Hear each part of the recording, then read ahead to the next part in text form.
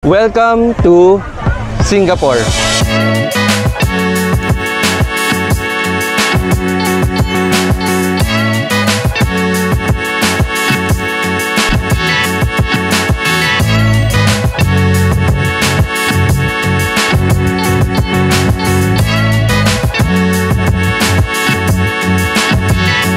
Yan guys, no, naka-check out tayo sa ating mini capsule hotel. So, yan, maglalakad na tayo ngayon papunta sa, ayan, hindi ko alam saan pa tayo pumunta, Chinatown. So, ito yung, ito yung area dito sa may napuntahan namin no, na hotel. So, ayan.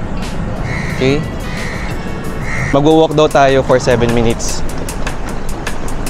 Okay, so, ito na naman tayo guys, no, sa mga realizations natin, no, habang nagbablog.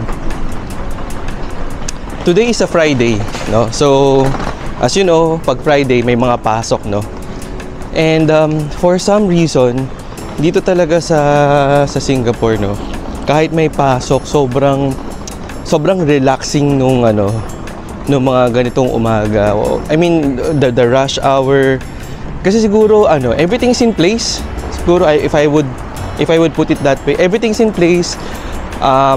Literal. So may mga basurahan, may mga tamang tawiran, meron kang stoplight na gumagana. Ito sabi ko nga kanina, no, small things lang, no, na na-appreciate natin.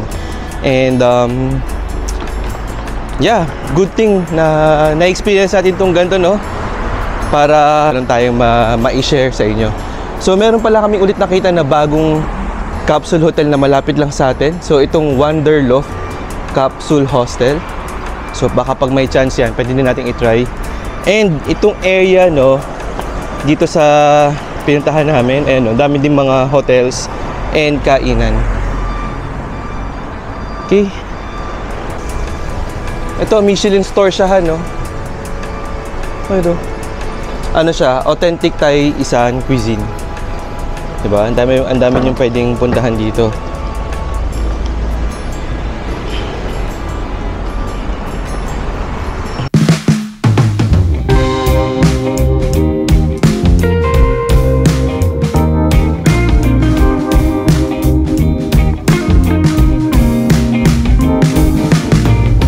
Naandito tayo guys ngayon, no, sa Hong Lim Food Center. And actually guys, ito ay isa sa mga sikat, no, na hawker station dito sa Singapore. So tara, tingnan natin kung ano meron sila dito.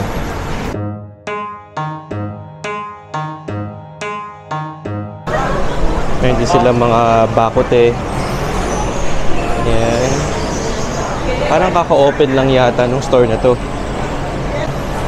And then this is Chai Kee.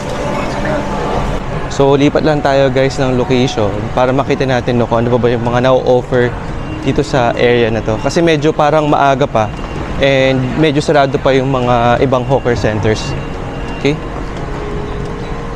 Hindi ko alam kung anong mall to. Ito, Chinatown Point ang pangalan niya. Welcome to Chinatown Point. Guys, yung napili natin, no, na magpag-breakfastan is hindi niyo to alam, no. First time nyo na nakita. Hindi, joke lang. So this is KFC. Yeah. So the reason namin pinili yung KFC is that kasi nga sabi ko sa inyo kanina guys, no, sobrang daming sarado pa, no, na store doon. And yung mga choices na mga open naman, like yung mga bakote, yung mga chicken, parang feeling ko hindi pa naman siya pang morning. So yun, pwede natin kainin yun mga lunchtime. But for mga morning or mga starter meal na lang natin, feeling ko muna tayo. Pwede tayong mga mag-KFC, mag-McDo, or what have you. Okay, so puntahan na natin tong KFC.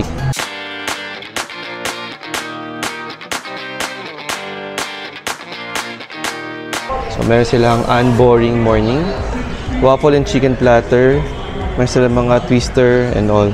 So dine in tayo. So ito yung mga morning meal nila guys, no. $5 is para pag in-convert mo sa pesos, 200 pesos. This one is mga good for 2 to 3 persons, although yung drink niya is only good for 2. Meron din silang mga porridge, mga burgers and a la carte, so 5.65 platters. A la carte. A la carte. Kung hindi naman natin kailangan ng kape. So parang pares lang din. Actually, parang libre na yung kape, guys. Kasi ito, 5.45 eh. And then this is also 5. And then if you go there, ito, 5 din siya. So, meaning, parang libre na yung kape. And almost, wala na kayong babayaran for the drinks. Ayan, yan yung order natin, no. Kumuha lang tayo ng isa, guys.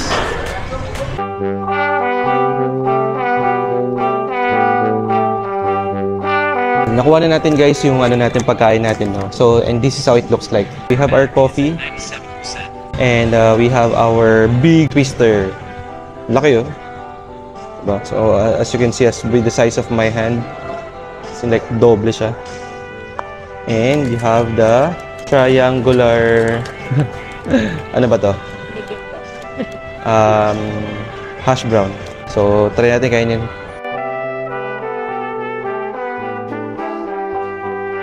Try natin, lagyan muna to na, ano ba to? White sugar ba to? White sugar siya. Wala ba tong creamer? Yeah, manghingi tayo ng creamer.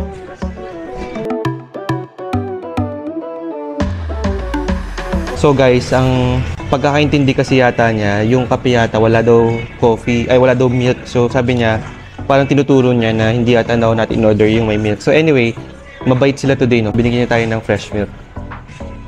Wala yata silang parang mga powdered creamer. Okay, so we have our coffee. Tingnan natin to, guys, no? Since sobrang laki niya, tama lang, no, na isa lang in-order namin. Share na lang kami ni wife. Kasi sobrang laki, guys, oh. Diba? Ang laki, oh. Ayan. Okay, mainit-init pa siya. So, yung loob niya, guys, oh, ganyan ang itsura niya. Moment of truth.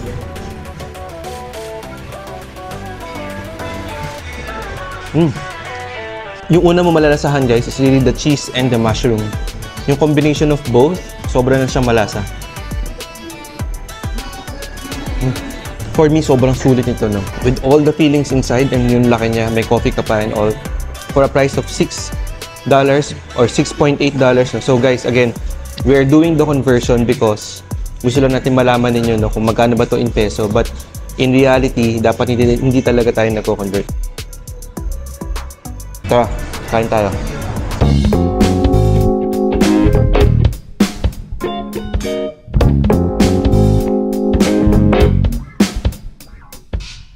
So guys, dito, no, damang-dama mo na yung feel ng Lunar New Year. So we are here now in Chinatown. So ayun, mapapansin niyo meron ng mga ornaments, mga palamuti or mga designs, no, na dito mo lamang makikita yan, no, sa Chinatown, Singapore.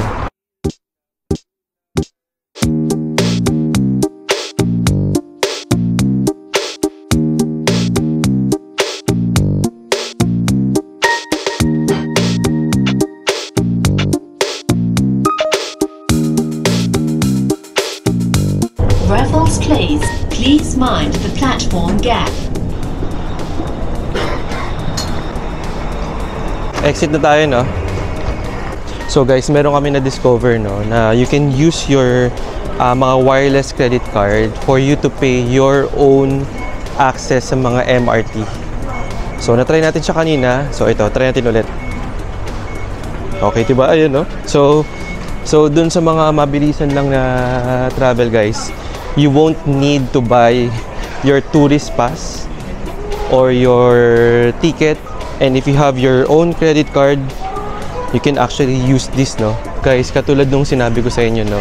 Or marami din kasi nagtatanong sa atin, no, sa mga vlog natin, kung yung mga credit cards ba dito, I mean issued sa Pilipinas, gumagana sa kanilang mga MRT. So the answer is yes.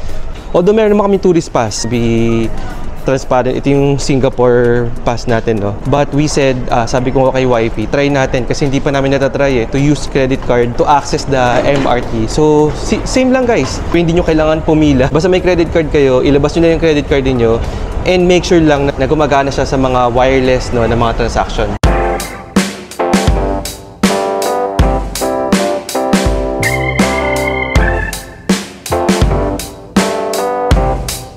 So ito actually, guys, ano tayo, tumatawid tayo papunta na ng Merlion. So for you to be able guys to go dito sa may Merlion, may konti siyang lakad, no? So wala talaga siyang direct access kapag kayo ay mag-MRT. But of course, kung meron kayong pera, mag-grab kayo or taxi, meron siyang direct access. So in our case, nag-MRT lang kami. So ang gagawin nyo lang guys is baba kayo ng Raffles station. Tawid lang kayo hanggang sa makita nyo yung Esplanade Road and Drive. And then that's it. Ito na yun. So ang palatandaan nyo lang guys is Fullerton Hotel. So which is my background, Fullerton Hotel. And then from there, makakapunta na kayo ng Merlion.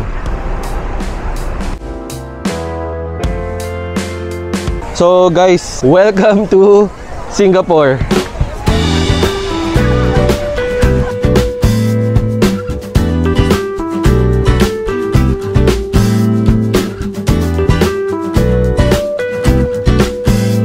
Nakarating na tayo guys sa most iconic locations, no? Hindi lang sa Asia, but also sa buong mundo. So ito, nakikita nyo guys at my background is the Merlion.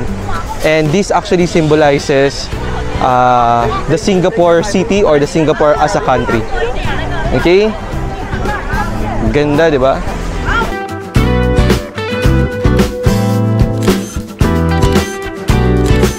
So guys, natapos na tayo, no, dito sa ating obligatory picture taking dito sa may Merlion. So tingnan nyo guys yung crowd dito ngayon, no. Yan. So medyo madami-daming ngayon, medyo madami-daming tao ngayon. And the time today is mag-alas 10 ng umaga. Okay?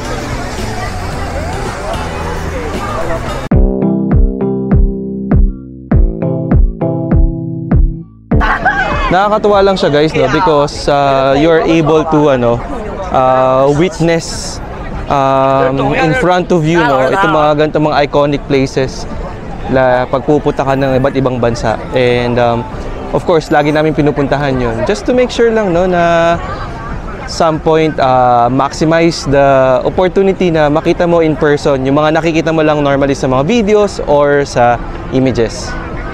Okay?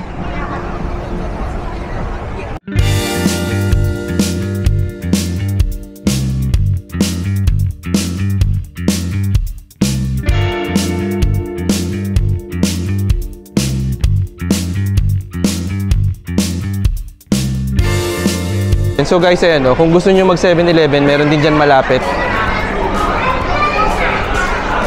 Okay. So isa pala guys sa mga masasuggest ko sa inyo, no, kapag kayo ay nagwo-walk lang sa Singapore, hangga't maaari, magagaan na bagay yung dala ninyo. Or kung hindi nyo may iwasan na magkaroon ng magaan na bagay, something na may gulong. So katulad nito, no. And katulad ng sinabi namin nga sa inyo guys, because transit lang tayo dito, talagang konti lang yung dala namin na nagamit. Kasi hindi natin may iwasan, no, na merong mga hagdan or merong mga locations, no, na hindi accessible yung mga ramps, no.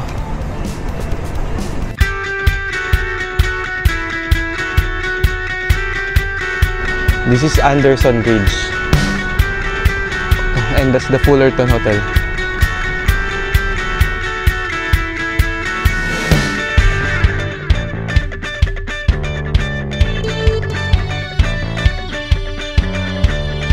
This is a well-maintained place. So ang goal natin guys is kakain tayo dito, no, ng iconic na ice cream. Ludahan na mga puno. So ayan guys, ito yung pupuntahan natin dito, no. Ito yung iconic ice cream dito sa Singapore. Para siyang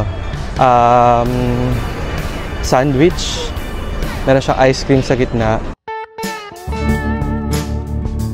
Try natin guys, no.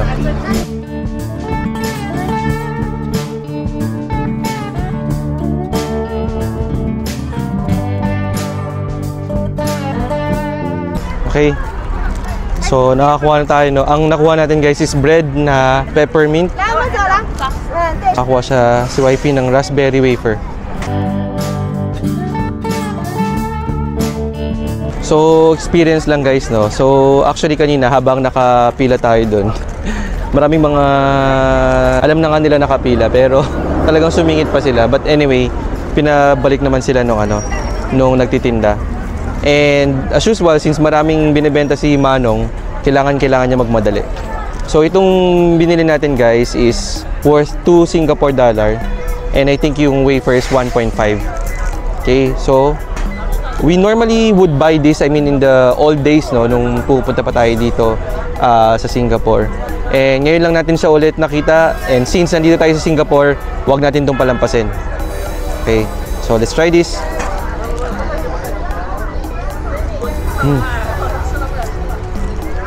This will really never fail you guys, no? Sobrang, well, siguro, kasi nga syempre, ice cream, no? And to do it in an iconic place like this, sobrang perfect na perfect.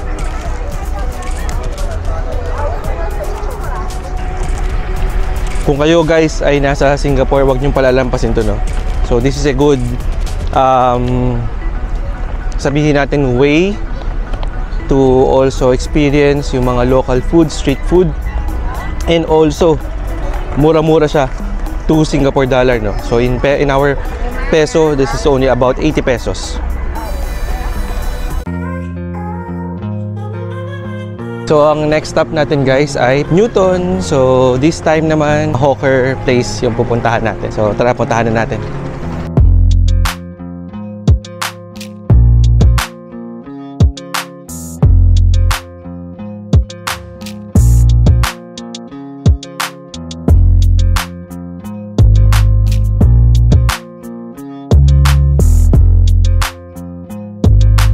So nandito tayo ngayon guys, no, sa One Raffles Place Plaza or mall, and ito yung location, no, na kung saan pwede din kayo tumambay for free, and marami na kayong makukuha mga pictures, locations, malls, lahat yan, kasama na yan, lahat na yan nandito, no. So this is also a way or a place for you, no, to access the Merlion, katulad nung napuntahan natin kanina. Okay?